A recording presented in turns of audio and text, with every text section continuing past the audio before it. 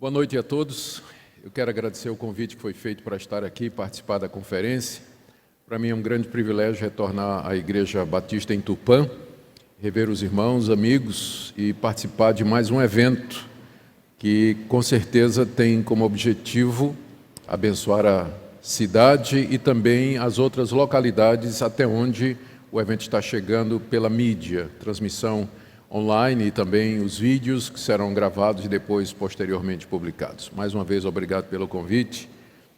A nossa oração é que realmente Deus nos conceda a sua graça nessa noite para que nós possamos compreender a sua palavra.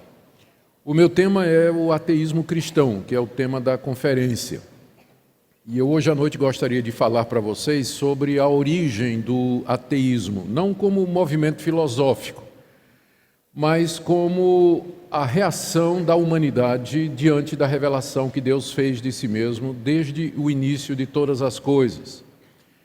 O ateísmo, se entendido no seu sentido mais estrito, é um movimento filosófico que tem como objetivo demonstrar, através da lógica, da argumentação e, mais recentemente, usando também a ciência, que não existe Deus.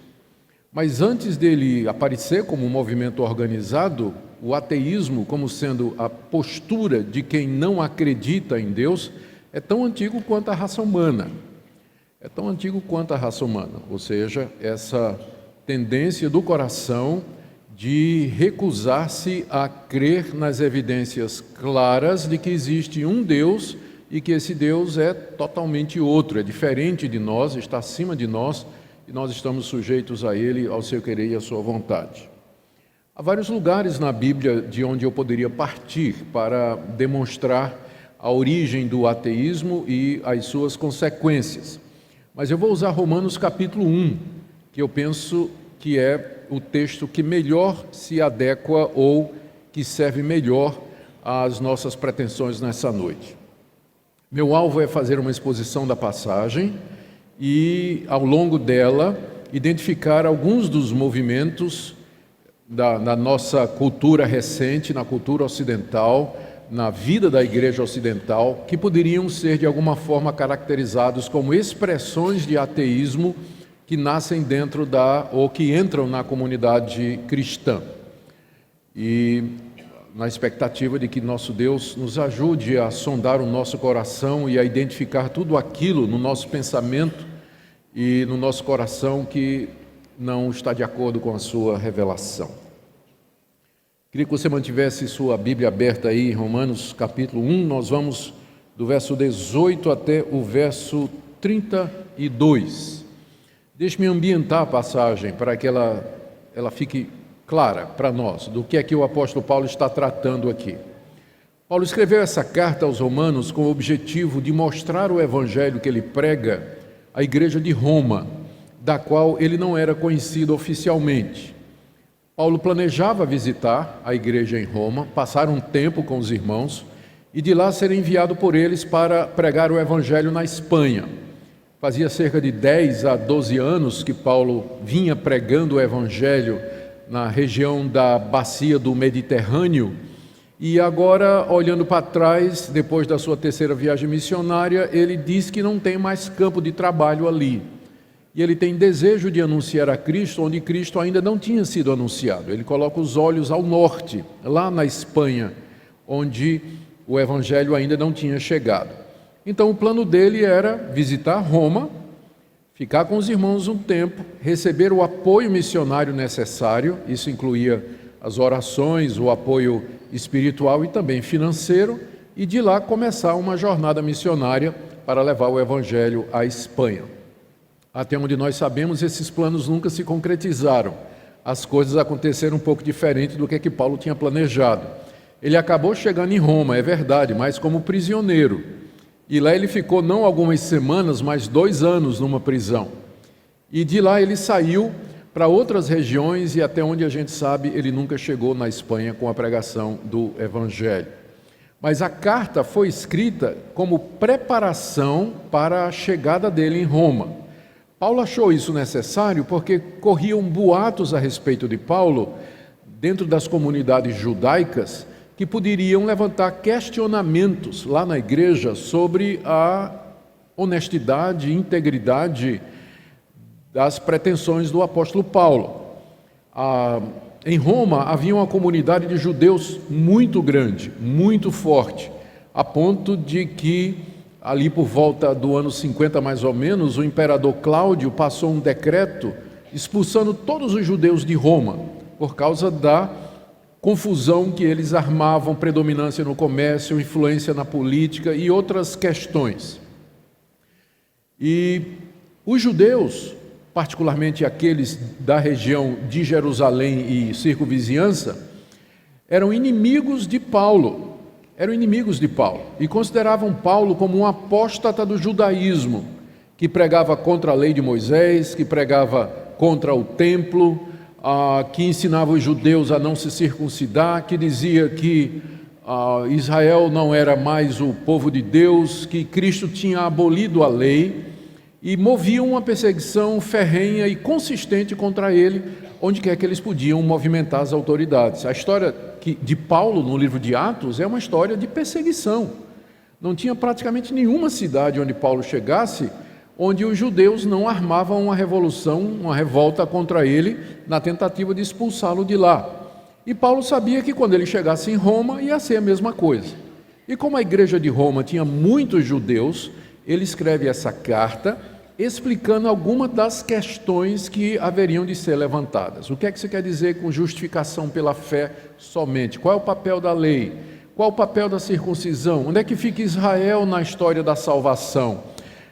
Para o não-judeu se tornar cristão, ele tem que seguir os preceitos da lei de Moisés.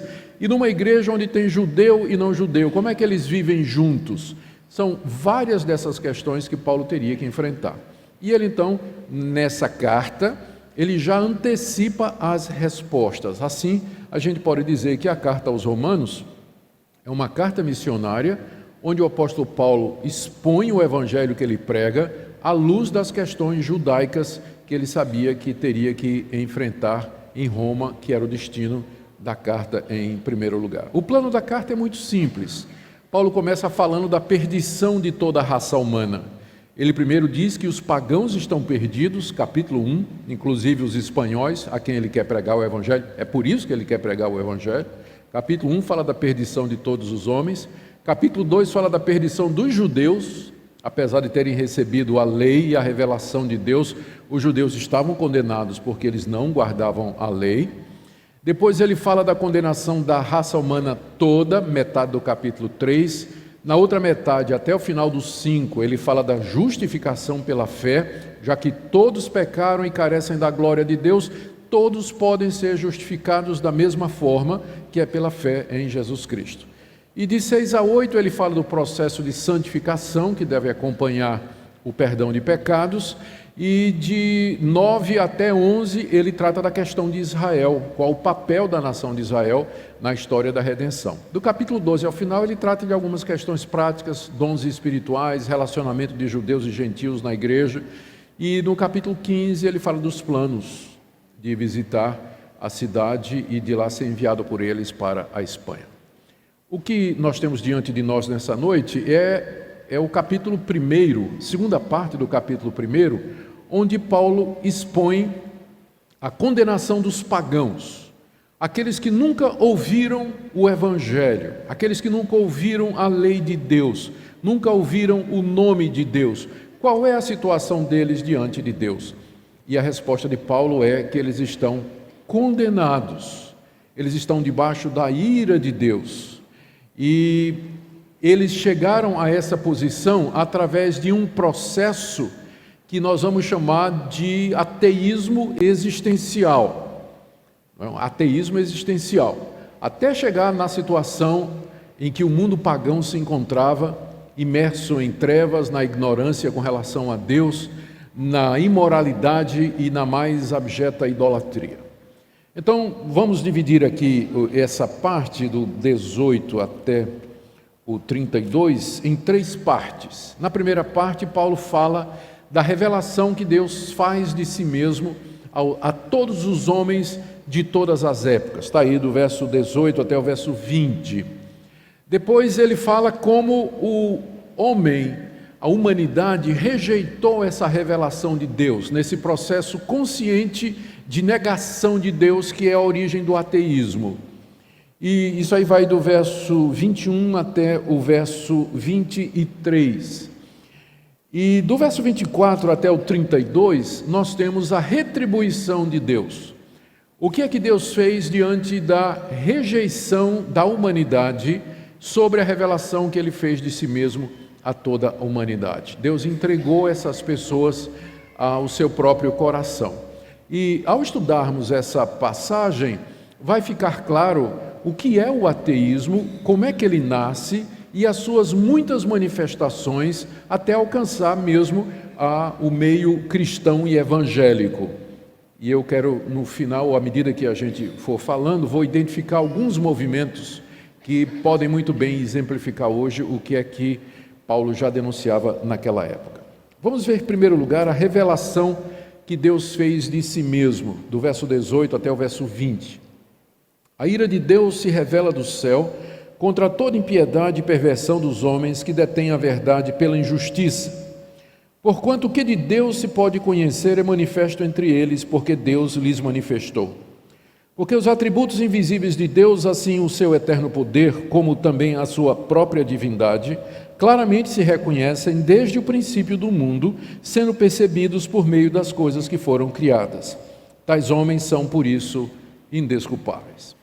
No verso 18, Paulo nos diz que existe um Deus e que esse Deus está irado, e que ele revela a sua ira lá do céu, que é o local da sua habitação.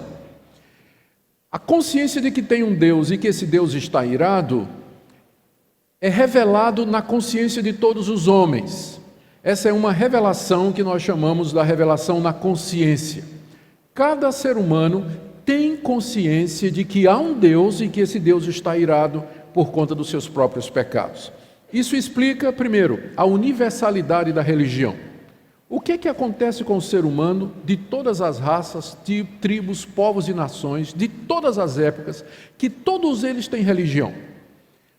Qual é o propósito da religião, se não exatamente apaziguar algum poder superior, ficar de bem com esse poder superior e obter bênçãos e favores desse poder? E de onde vem essa consciência desses povos diferentes que nunca se comunicaram entre si, de partes diferentes do mundo? A resposta é dessa revelação na consciência de cada ser humano de que existe um Deus e que esse Deus está irado.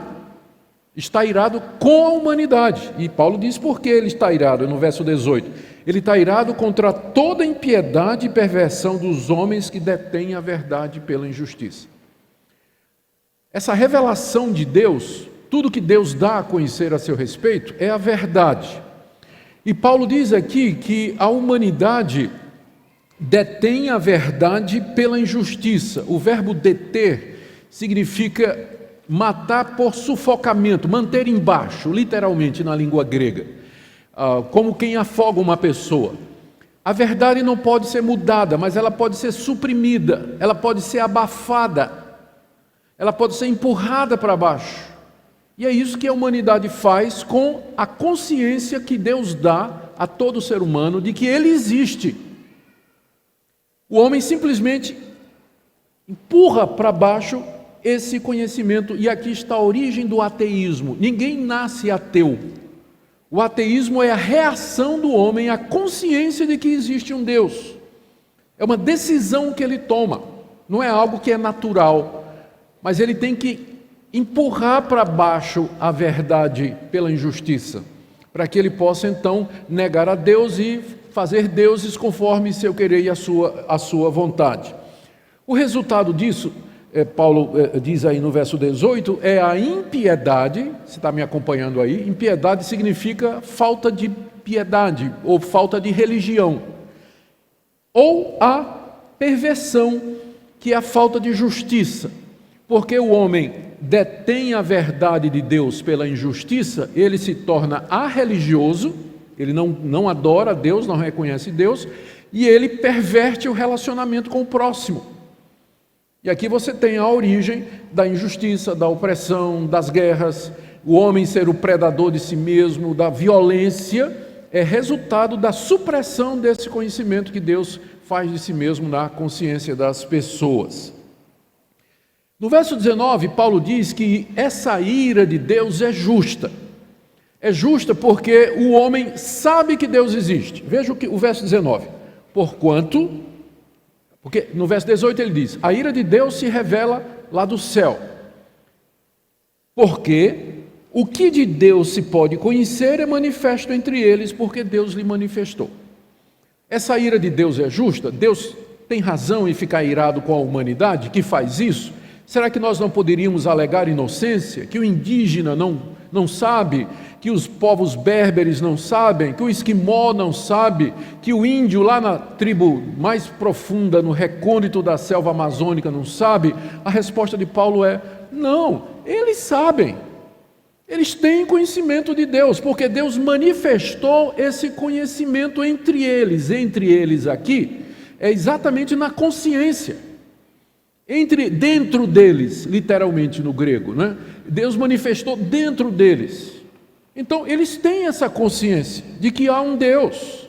Então, Deus não é injusto quando Ele quando Ele derrama a sua ira e Ele condena a raça humana como um todo, porque não tem inocente, não tem ninguém que possa dizer: eu não sabia que tinha um Deus, eu não sabia que existia um Deus, eu não tinha consciência de que esse Deus está acima de mim. Ninguém pode dizer isso. É justa a ira de Deus, porque Deus se deu a conhecer a humanidade. O que é que a humanidade fez com esse conhecimento?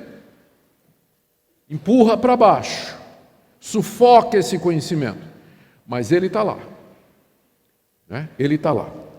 No verso 20, Paulo continua no mesmo tema, né? Ele está querendo explicar por que é que Deus é justo em derramar sua ira sobre o mundo pagão. E no verso 20, porque os atributos invisíveis de Deus, assim o seu eterno poder, como também a sua própria divindade, claramente se reconhecem desde o princípio do mundo, sendo percebidos por meio das coisas que foram criadas. Paulo aqui avança mais um passo na sua argumentação, e ele diz que esse conhecimento da existência de Deus, ele está disponível não somente na consciência do homem, mas na criação, no mundo ao nosso redor. No mundo ao nosso redor. Deus é invisível, está aí no verso 20. Ele tem, os seus atributos são invisíveis. Atributos são qualidades, características. Se eu fosse, por exemplo, quais são os meus atributos? Eu sou um velhinho de barba branca que usa óculos e gosta de andar de motocicleta. Então, esses são alguns dos meus atributos pelos quais você me reconhece. Eu ia dizer charmoso, mas a modéstia me impede de fazer isso. Então, entende? Atributos são qualidades pelas quais a pessoa é identificada. Então, os atributos de Deus são invisíveis, porque Deus é espírito, Deus não tem forma. Então, sua majestade, santidade, eternidade, onisciência, onipotência, onipresença, misericórdia, compaixão, inteligência, poder criador, essas coisas não são visíveis ao olho humano. Mas Deus tornou essas coisas invisíveis visíveis através da criação. Particularmente duas coisas, Paulo diz aqui. Primeiro, o seu eterno poder. Olhando a criação, cada ser humano deveria saber que isso não veio do acaso, que é preciso um poder além da natureza para gerar a natureza. Matéria não gera matéria, o nada não gera nada. Isso não surgiu do nada, alguma coisa está por detrás do surgimento da vida, da complexidade da natureza, da variedade dos seres vivos, da harmonia das leis naturais, da profundidade do universo, da sua extensão, e não somente olhando para fora, para cima, mas para dentro agora, né, com a chegada da ciência, que a gente pode penetrar até mesmo na hélice do DNA. Então, de onde vem isso? Tem que ter algo, isso não pode ter surgido do acaso. Então, pelo que Paulo está dizendo aqui, a existência de um ser eterno e poderoso é visível pela natureza. É claro que os homens sufocam. O ateísmo é isso, é você sufocar aquilo que é evidente. O conhecimento de Deus brilha dentro de nós e fora de nós. Mas os homens não querem. Mas o divino poder, o eterno poder de Deus é perceptível pela criação. E não só o divino poder, Paulo fala aqui, mas a sua própria divindade. O que é a divindade de Deus? É o fato de que ele é diferente de nós. Ele não é parte desse mundo que ele criou. Ele é distinto desse mundo criado. Ele é diferente da realidade que ele trouxe à existência. E é interessante que é essa consciência e esse reconhecimento que deu origem à ciência moderna. Você já se perguntou por que a ciência moderna não nasceu nas civilizações mais antigas e mais avançadas? E ela veio nascer na Europa da Idade Média cristianizada? Por que não nasceu a ciência moderna na China, muito mais antiga do que a Europa? Por que não nasceu na Mesopotâmia? Por que não nasceu no Antigo Egito? Por que a ciência moderna não nasceu? Por que ela esperou para nascer lá na Europa cristã da Idade Média? A resposta é que todas essas civilizações, podia mencionar a Índia também, todas essas civilizações, elas eram panteístas. Elas acreditavam que Deus é o mundo e o mundo é Deus. E que Deus é uma espécie de alma do mundo. Deus é um espírito que está presente nas árvores, nos animais, nos rios, nos bichos, em toda a realidade, todos os fenômenos. Portanto, para um panteísta, você perguntar por que é que cai o raio, ou por que é que eu ouço primeiro, eu vejo primeiro o raio e depois é que eu escuto o barulho do trovão, perguntar isso seria entrar no segredo dos deuses. E ninguém queria afrontar os deuses. Mas de acordo com o cristianismo, Deus não é o mundo e nem o mundo é Deus. O mundo é uma criação do Deus Todo-Poderoso, por isso eu posso explorar o mundo e saber como ele funciona sem o menor risco de ofender a Deus. E foi isso que liberou o homem, desmistificou a natureza na Idade Média, e os homens começaram então a fazer as perguntas, né? Mas por que primeiro eu ouço, ou vejo o raio, o relâmpago, e só depois é que eu ouço o estrondo? E começaram então a investigar, né? Por que a maçã cai? Isaac Newton era crente. Aqueles que nos deram origem aos modernos ramos da ciência eram quase todos cristãos com uma única pergunta: o que é que eu posso aprender sobre Deus estudando a natureza?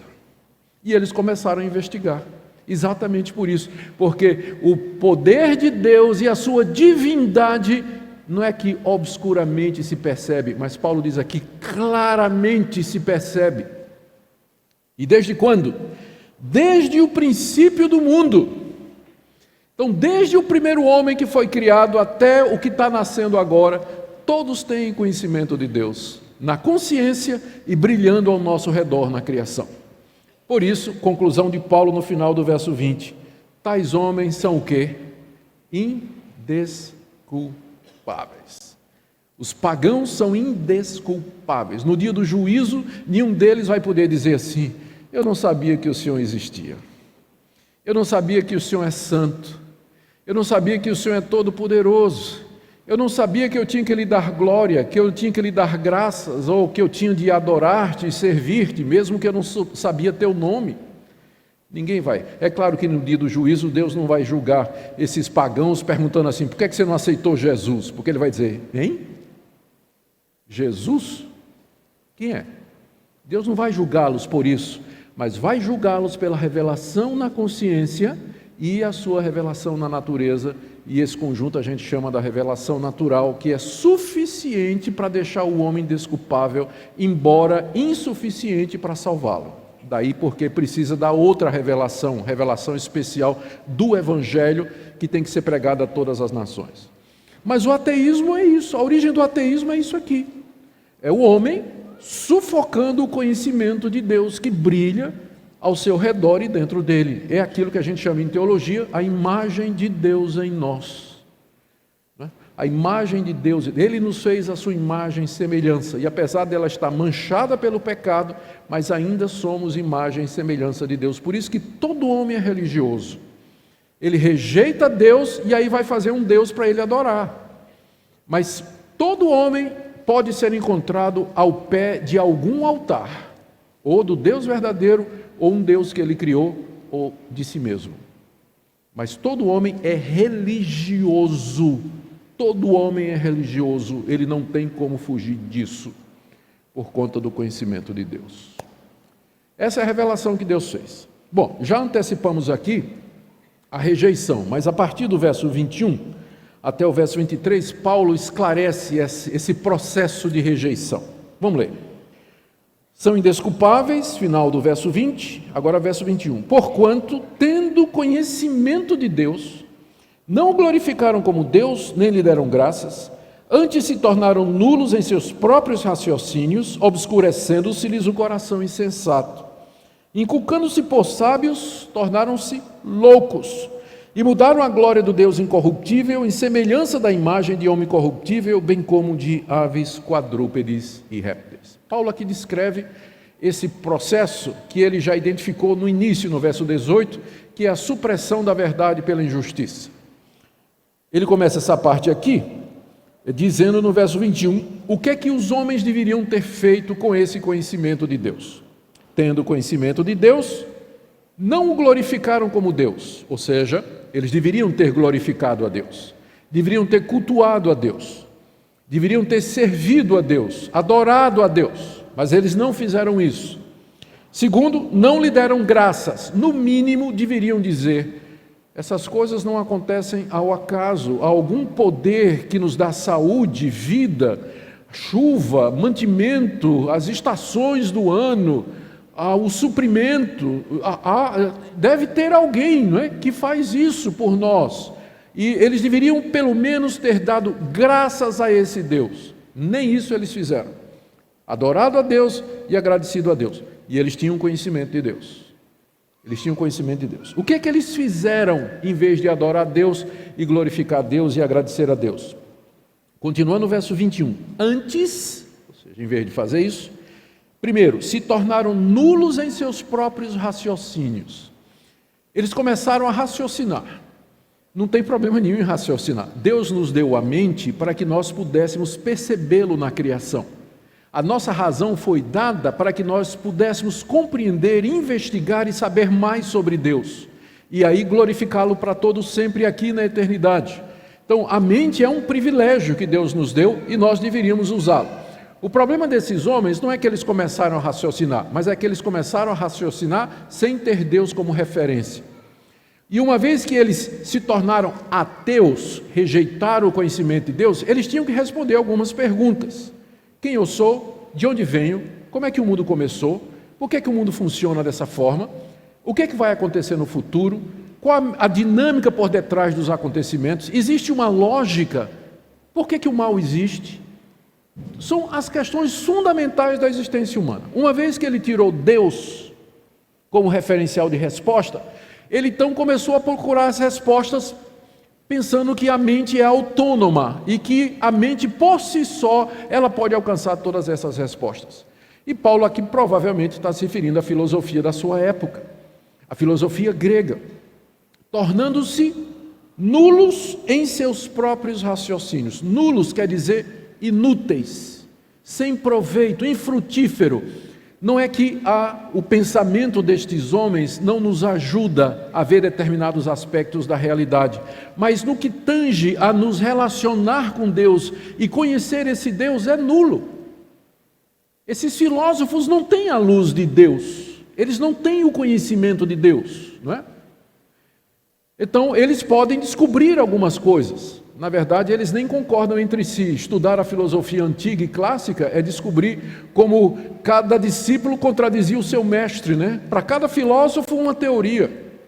Não havia acordo.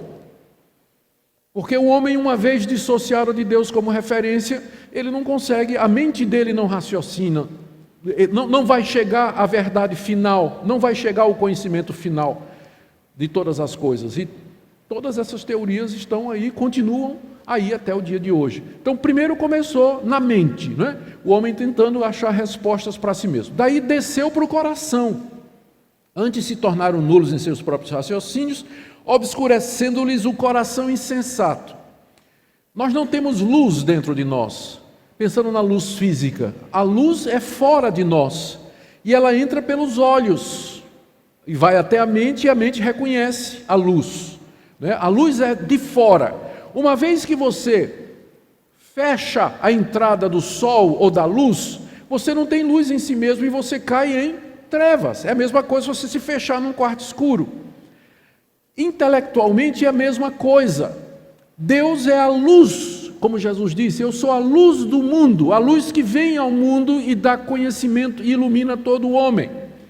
Uma vez que o homem rejeitou o conhecimento de Deus, ele entrou em trevas, como Paulo diz aqui, o seu coração se escureceu, ele perdeu o referencial, ele não sabe onde ele está, de onde veio, para onde vai, está perdido moralmente e perdido espiritualmente, não tem mais código de ética. Como disse um ateu famoso, Nietzsche, se Deus não existe, tudo é possível. Certinho o ateu. Se Deus não existe, eu posso fazer qualquer coisa. Porque quem vai dizer o que é certo e errado? Porque o que é certo para mim, não é certo para você. E o que é errado para você, não é errado para mim. A ética é relativa. Se não existe um referencial externo, eu posso fazer o que eu quiser e ninguém tem nada com isso. O coração se escurece. E aí continua, ó. Primeiro a mente, depois o coração e agora a consciência, ó. Verso 22. Inculcando-se por sábios, tornaram-se loucos. Pensando que eram sábios, eles na verdade se tornaram loucos. Aqui é uma referência à autoavaliação que esses homens fizeram de si. Eles entenderam que tentar descobrir as grandes respostas do universo, as questões do universo, e da existência humana, sem Deus e só apelando para a razão, isso era maravilhoso.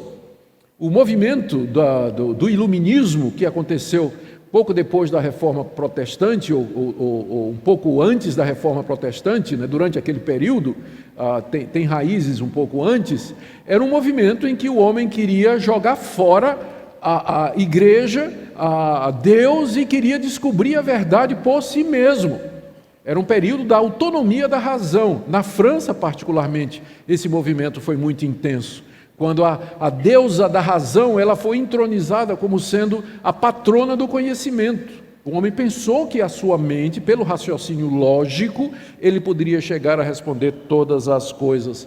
E nisso ele achava que era sábio. É sempre a mesma coisa. A gente encontra muitos ateus, né, que vêm com aquele arzinho de superioridade, né, dizendo que tem a ciência ao lado deles e faz deboche do cristão que está lá na sala de aula, que crê em Deus, né, que crê em Jesus Cristo, que Jesus ressuscitou dos mortos, e o professor ateu fica com aquele risinho, né? Isso é um tapado, né? Isso aí é obscurantista, um quadrado. Como é que ainda pensa nessas coisas, né? Dizendo-se sábios, mas na verdade eles se tornaram loucos, porque é loucura não ver que existe um Deus que existe eternamente, poderoso o suficiente para trazer à realidade tudo o que existe. E um Deus que está acima de nós, obrigado, e a quem nós respondemos, e que merece glória e ação de graças. Paulo chama isso de loucura. Ele está passando aqui a sentença sobre os filósofos e inquiridores da sua época. Não me entenda mal, eu gosto de filosofia, eu leio filosofia. Esses homens, eles conseguem, tateando, tocar em algumas coisas que são, assim nos parece, verdade, mas o conhecimento final a respeito de Deus e de nós mesmos é impossível para eles, uma vez que eles rejeitaram a fonte da revelação de onde vem esse conhecimento. E aí vem a última etapa, no verso 23, começou na cabeça, né? Mente, coração, consciência e agora religião. Não é interessante que tudo desemboca de novo em religião? Verso 23, e mudaram a glória do Deus incorruptível em semelhança da imagem de homem corruptível, bem como de aves, quadrúpedes e répteis. O homem não pode fugir de si mesmo. Ele nega a Deus, ele se torna ateu, não é? Ele diz, Deus não existe. E ele começa a pensar, começa a fazer especulações, e no fim, o que é que ele faz? Deuses para si mesmo.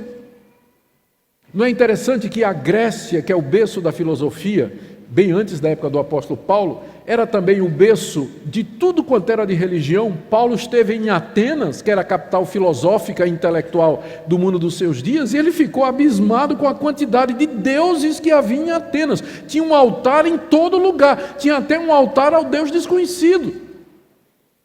E os atenienses gostavam de filosofia, mas eram todos idólatras. Eles adoravam deuses que eles tinham imaginado. E quando você lê sobre a mitologia grega, o panteão grego, Zeus, Netuno, Urano, Plutão, Mercúrio, Atenas, todos aqueles Afrodite, né, todos aqueles deuses que eles criaram, nada mais eram de que homens com poderes sobre-humanos. Eram homens com poderes sobre-humanos. É isso que eram aqueles deuses que eles criaram, projeção de si mesmo. E aqui, e não ficaram nisso só não, mudaram a glória do Deus incorruptível em semelhança da imagem de homem corruptível, adoravam o imperador como se fosse filho dos deuses, o faraó no Egito era adorado como se fosse divino, bem como de aves, o pássaro íbis no Egito, quadrúpedes, o boi ápis no Egito, e répteis, o crocodilo do Nilo. Veja a decadência. Na hora que rejeitou a glória do conhecimento de Deus, o ateísmo faz isso, não é? Entra nesse processo de ateísmo, o homem ele se perde, mas ele não consegue fugir da sua vocação religiosa. Já que ele não quer Deus, ele vai achar um Deus que ele possa adorar. E é a origem da idolatria. E aqui você já está vendo que a Bíblia não vê, a Bíblia não olha para as religiões pagãs idólatras, como se fossem expressões de pessoas sinceras, embora erradas. A Bíblia olha para a idolatria como expressão da rebelião do homem contra a revelação natural. Então a religião pagã idólatra não é uma expressão inocente de um indígena que não conhece a Deus, mas é a expressão da rebelião do seu coração contra aquilo que a natureza e a consciência diz, de que há um Deus e que ele não é a criatura, não é para adorar a criatura. É todo esse processo. E aqui a gente poderia pensar, o que há hoje, né, que é parecido com isso? Sempre essa tendência do homem de ser ateu, né, de rejeitar a revelação de Deus, ela acompanha a história da humanidade. Depois da Reforma Protestante surgiu um movimento, né, que eu já mencionei, o Iluminismo. Na verdade é um movimento mais ligado a filosofias como o racionalismo, de Descartes, Spinoza, Leibniz, todo esse pessoal que a gente estuda, né? E esse movimento era uma tentativa de explicar o mundo à parte de Deus. O mundo começou a ser compreendido como um mecanismo autossuficiente que funcionava por si mesmo e que os fenômenos todos tinham explicações naturais. E nessa perspectiva, Deus está de fora. E o iluminismo entrou na igreja e deu origem a um modo de cristianismo chamado de deísmo, diferente de teísmo. O teísmo é a crença em Deus, no cristianismo clássico, né? É crença na existência de um Deus criador e que intervém no universo. O deísmo, ele tentou combinar a visão cristã de Deus com o iluminismo. E o resultado foi essa religião que nasceu na Inglaterra, que dizia que Deus de fato existia, que ele criou o mundo, mas ele criou o mundo como se fosse um grande mecanismo, por exemplo, um relógio. E ele teria dado corda e deixado o mundo funcionar por si mesmo. Então Deus não intervém, ele não ouve orações, ele existe, mas ele não ouve orações, ele não interfere no curso da história, e por isso então também não existem milagres, não houve, Jesus nunca encarnou, né? Isso de Deus tomar forma humana, né? Não existe, isso é mito. Ele também não ressuscitou dos mortos, que mortos não ressuscitam, né? Mortos não ressuscitam, milagres não acontecem. A Bíblia é um livro de religião que registra aquilo que as pessoas pensavam a respeito de Deus, não tem nada de inspiração, de infalibilidade, nem nada. E daí veio um movimento chamado como liberalismo teológico, que surge na Alemanha. Influencia a igreja alemã e cria uma geração de pastores que tinham que pregar e não tinha mais o que pregar. Pregar o quê? Um Cristo que não morreu pelos meus pecados, que não ressuscitou ao terceiro dia, um Deus que não ouve oração, um Deus que não intervém, um Deus que não me socorre. E o cristianismo virou simplesmente ação social. É isso que os cristãos tinham que fazer: amar o próximo, dar sopa e cobertor em noite de frio, ou tentar influenciar as estruturas aí para mudar o sistema de governo, para ajudar os pobres, porque não é que essas coisas são erradas, mas o cristianismo ficou reduzido a isso. Jesus passou a ser visto como um profeta judeu moralista que queria fazer uma reforma no judaísmo, que foi incompreendido pelos seus compatriotas, que acabaram entregando ele para ser crucificado. Não é uma forma de... Qual é a diferença do ateu e do deísta e do liberal? Nenhuma. Quando o ateu fica doente, ele não clama a Deus, e muito menos o deísta também, não é? No fim, é igual. É um ateísmo cristão. É você ter uma visão de Deus em que Ele não intervém, Ele não responde, Ele não atua, Ele não se preocupa. E você ainda hoje encontra essa influência em seminários teológicos, cursos de teologia de universidades, autores supostamente evangélicos, que se apresentam como tais. O meu orientador no doutorado na parte da Holanda era um doutor em Novo Testamento, que ele não acreditava que Jesus tinha morrido pelos nossos pecados. Depois que ele me orientou, ele fez de tudo para acabar com minha fé. Eu escapei de ser ateu por isso aqui, ó. Graças a Deus. Mas depois que eu saí e terminei meu doutorado lá na Holanda, eu soube que ele apresentou uma proposta na igreja reformada holandesa de que a igreja abandonasse a doutrina da expiação, ou seja, que Cristo morreu pelos nossos pecados, e adotasse a doutrina antiga, que é oriunda desse período aí que eu estou descrevendo, de que Cristo morreu para dar o exemplo de como nós devemos nos sacrificar para fazer a vontade de Deus. Não tinha nada de sangue derramado pelos pecados ali. Você tem que olhar para Jesus não como Salvador, mas como seu modelo. É outra religião isso. Isso não é cristianismo, isso é outra religião. Que acaba levando a esse ateísmo, né? Um Deus que na verdade não intervém, não atua, não responde, não salva, não faz milagres, nenhuma dessas coisas. Então você tem isso aí. Uma outra forma moderna disso aí, é o que recentemente chegou com muita força no Brasil, é o teísmo aberto. Teísmo aberto. Teísmo aberto é uma teoria que diz que Deus não conhece o futuro. Deus existe, mas Ele nem conhece o futuro e Ele não é onipotente o suficiente para impedir, por exemplo, catástrofes naturais. Essa teologia ela ganhou destaque no Brasil há alguns anos passados, uns 10 anos, quando teve aquele tsunami na Ásia. E um conhecido pastor brasileiro se levantou para dizer que Deus não... Perguntaram, por que Deus não fez alguma coisa? Por que Deus não agiu quando aquela onda gigantesca varreu a costa daqueles países asiáticos, matando milhares de pessoas? Ele disse, bom, Deus não fez nada primeiro porque Ele não sabia que aquilo ia acontecer.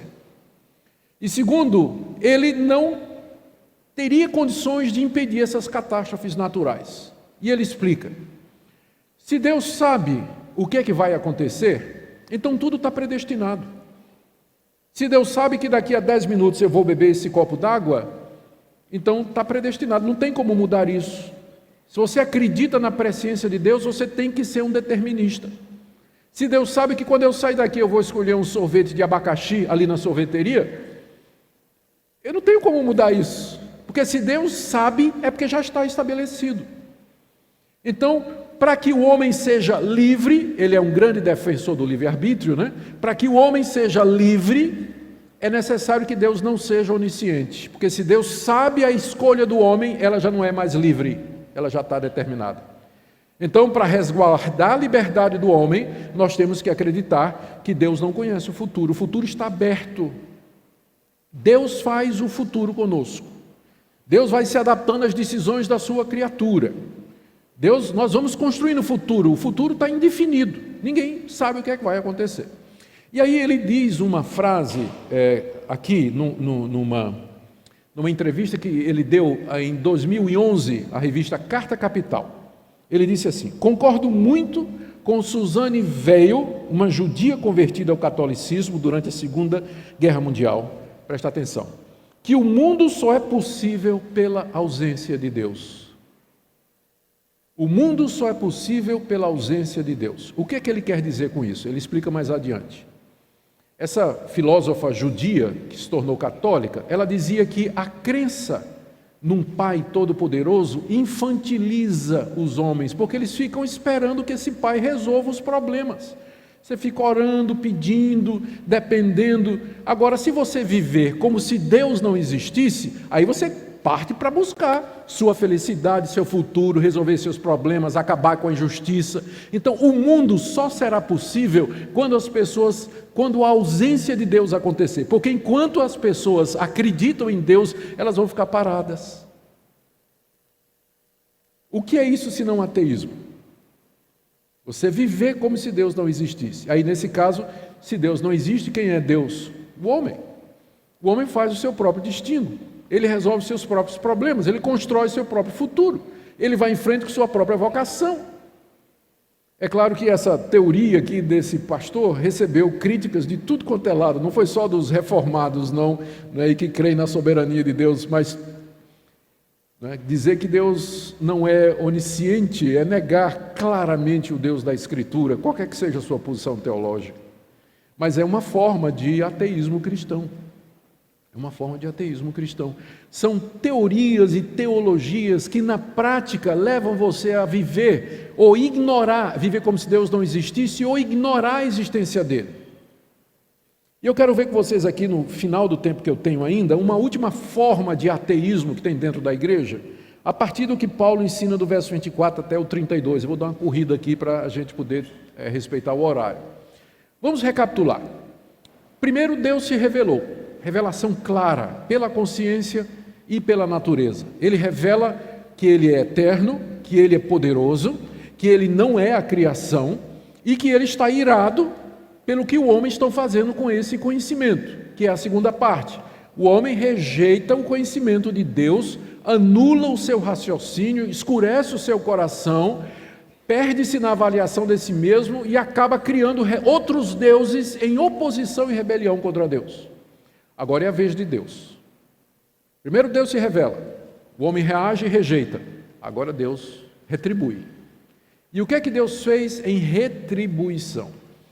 Nós vamos ver aqui, eu quero que você preste atenção, que no verso 24, 26 e 28, Paulo diz: Deus os entregou, Deus os entregou, Deus os entregou. 3 vezes. Essa foi a reação de Deus à rebelião do homem. Vamos lá? Verso 24. Por isso, Deus entregou tais homens à imundícia pela concupiscência de seu próprio coração, para desonrar o seu corpo entre si. Pois eles mudaram a verdade de Deus em mentira, adorando e servindo a criatura em lugar do Criador, o qual é bendito eternamente. Amém. Por causa disso, os entregou Deus a paixões infames, porque até as mulheres mudaram o modo natural de suas relações íntimas por outro contrário à natureza. Semelhantemente, os homens também, deixando o contato natural da mulher, se inflamaram mutuamente em sua sensualidade, cometendo torpeza homens com homens e recebendo em si mesmos a merecida punição do seu erro. 28. E por haverem desprezado o conhecimento de Deus, o próprio Deus os entregou a uma disposição mental reprovável para praticarem coisas inconvenientes, cheios de toda injustiça, malícia, avareza e maldade, possuídos de inveja, homicídio, contenda, dolo, malignidade, sendo difamadores, caluniadores, aborrecidos de Deus, insolentes, soberbos, presunçosos, inventores de males, desobedientes aos pais, insensatos, pérfidos, sem afeição natural e sem misericórdia. Verso 32. Ora, conhecendo eles a sentença de Deus, de que são passíveis de morte o que tais coisas praticam, não somente as fazem, mas também aprovam os que assim procedem. Não é ateísmo? Ele sabe que existe um Deus que reprova estas coisas e que vai punir quem faz estas coisas, mas eles desafiam a esse Deus e não somente fazem estas coisas, mas ainda bate palma para quem faz. É a última forma de ateísmo aqui. É o ateísmo que a gente chama do ateísmo existencial ou ateísmo do libertino, que entra nas igrejas. As pessoas dizem acreditar em Deus, vêm domingo para a igreja, mas durante a semana dorme com o namorado, é desonesto, fica vendo pornografia, vive como se as ameaças de Deus não fossem sério. Eles não levam Deus a sério. Quando Deus fala na Bíblia contra essas coisas, é uma forma de ateísmo dentro da igreja. A pessoa, domingo está louvando a Deus, cantando coisas a Deus, mas ele vive como se as ameaças de Deus, ou as advertências de Deus, ou o amor de Deus em chamar ao arrependimento, como se isso não fosse coisa séria. Em outras palavras, como se Deus não existisse. Você vê que isso aqui é a última etapa do processo. O processo começa lá atrás, quando o homem sufoca o conhecimento de Deus. Ele começa a pensar. O coração se escurece, a consciência se perde, ele se torna idólatra e finalmente se torna imoral. Ele perverte o modo natural das coisas. E isso já é a mão de Deus pesando sobre a humanidade. Quando Paulo diz, a ira de Deus se revela do céu contra a humanidade, a gente pergunta, mas em que sentido? Porque eu não estou vendo como aconteceu em Sodoma e Gomorra, fogo descendo do céu e consumindo, ou a terra se abrindo para destruir todo mundo. Em que sentido a ira de Deus se revela sobre a humanidade? Agora você já tem a resposta. Deus os entregou, Deus os entregou, Deus os entregou. O pior castigo que Deus pode dar a um pecador é dizer para ele, seja feita a tua vontade. Quando Deus entrega o pecador aos desejos do seu próprio coração, ele se afunda cada vez mais. Pense numa carreta carregada descendo a ladeira, e Deus com o pé no breque, segurando. Uma hora, Deus tira o pé. A carreta vai. Deus os entregou, Deus tirou o freio. Quando Deus viu esse processo de rejeição, finalmente idolatria, Deus tirou o freio e disse, está bem, vocês não me querem? A mim, que sou o Criador de vocês, que poderia cuidar de vocês, abençoar vocês, ajudar vocês, então, vocês são deuses? Tudo bem, eu entrego vocês a vocês mesmos. E aí, o processo se afundou. Eles não somente mudaram a revelação de Deus da natureza, adorando a criatura, mas eles agora mudaram o modo natural das relações íntimas. Eu sei que a homoafetividade, ela pode ser explicada com alguns fatores externos, tipo criação, o problema que a pessoa foi abusada na infância, há vários fatores que têm que ser levados, nós não podemos ignorar isso aí. Há também fator de tendência, não estou dizendo que é genético, não creio que seja, mas o pecado afetou de tal maneira a nossa natureza que, da mesma forma que algumas pessoas elas têm uma tendência natural para ser cleptomaníacos, para bebida, para violência e para outras coisas, há também alguma coisa nesse sentido, mas não determinante a ponto de que a pessoa não possa lutar contra isso, senão a gente teria que legitimar ladrão, pedófilo, bêbado e todo esse tipo de coisa, ladrão que as pessoas, o violento, né? Que, em nome do que eu sou assim. Mas, biblicamente falando, a origem disso é espiritual. É espiritual. Tem a ver com essa rejeição da revelação de Deus. E a igreja não pode rasgar Romanos 1 da sua Bíblia, não importa o que o mundo diz, não importa o que o cientista diz, o que o psicólogo diz ou o que o governo diz. Mas a gente não pode rasgar Romanos 1. Identifica esse tipo de coisa como tendo origem nesse processo de ateísmo, de sufocar a verdade para poder ser o que você quer e cumprir os desejos pecaminosos. O resultado está aqui, não é? No verso 28 até 31, Paulo lista outras coisas que ele considera como sendo expressão da humanidade que já foi abandonada por Deus, a ira de Deus se revelando sobre a humanidade, e entregue aos seus próprios corações. E verso 28, né? Vê que Deus fez isso do tipo assim, vocês fizeram isso, então eu vou fazer a mesma coisa com vocês. Vocês mudaram a minha glória, eu vou entregar vocês à corrupção do coração para vocês mudarem os corpos de vocês entre si. Vocês rejeitaram o meu conhecimento, então vou entregar a mente de vocês a um conhecimento reprovável. E aí, está aí, é o que diz o verso 28, né? Deus entrega a uma disposição mental reprovável. A pessoa começa a praticar essas coisas e ele acha legal, acha bom, acha que está certo, que está justo. Olha a lista, olha o tamanho da lista. É uma descrição do Império Romano, da sociedade pagã na época de Paulo. E bem que é uma descrição da nossa sociedade hoje, ou não é? Aqui, ó. Injustiça, malícia, avareza, maldade, inveja, homicídio, contenda, dolo, malignidade, difamador, caluniador, aborrecidos de Deus, insolente, soberbo, presunçoso, inventor de males, desobedientes aos pais. E a gente pensa que é normal, né? Está na lista, gente, junto com assassino. A desobediência aos pais. Não importa o que o psicólogo e a última edição de uma pedagogia famosa aí disse, desobediência aos pais é pecado. Está nessa lista aqui da expressão da rebelião do coração humano. E começa cedo com os filhos rejeitando a autoridade dos pais e depois a autoridade de Deus. Está na lista aqui. Fazer o quê, né?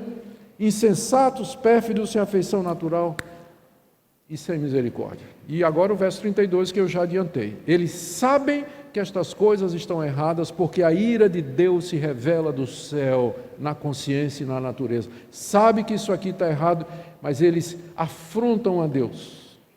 Não somente fazendo essas coisas, mas batendo palma para quem faz, aprovando quem faz.